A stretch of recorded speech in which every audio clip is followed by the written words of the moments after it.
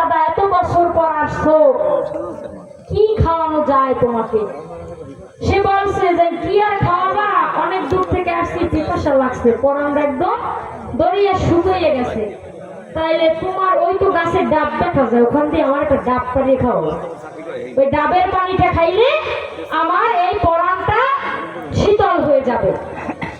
তারপর এখন এ বলতেছে ওই বড় ভাই, তুমি এত এলে, আমি সংক্ষেপে বলি, তুমি এত এলেন, এত ধ্যান জ্ঞান করে আসলা, তাহলে তুমি তো তোমার তো অনেক জ্ঞান, তুমি তো সাধক হয়ে আসছো, তোমার চেহারা মোবারক আর সাধারণ মানুষের মতো নাই। তোমার দেখলি মনে হয় তুমি আধ্যাত্মিক জগতের কেউ। তুমি এত জ্ঞান ধ্যান করে আসছো বহু বছর বইয়া, তুমি ডাব পাইলে খাও, তুমি বলো, তুমি বললি তো ডাব গাছ থেকে চলে আসবে।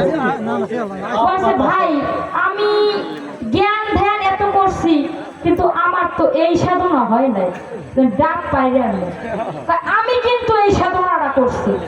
কেমনে কন্যা ঘরে বইয়ে, তুমি তো জ্ঞান দেন কিছু করো না, রইছো বাড়ি হরছ বিয়া করছো, মাই বুয়া পয়দা, তোমার তো সব খুঁড়ইছো। ওই যে কইছে খুঁড়ইস না এবং 16 আনা, তুমি তো 16 আনা ব্যাগ খুঁড়ইছো, তো তোমার তুমি পারবা কেমনে?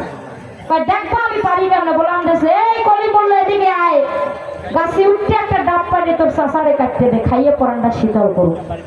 মাত্রই গাছে উঠছে, ডাব পারছে, কাটতে দিতে চাষা খাইছে। দেখছো তুমি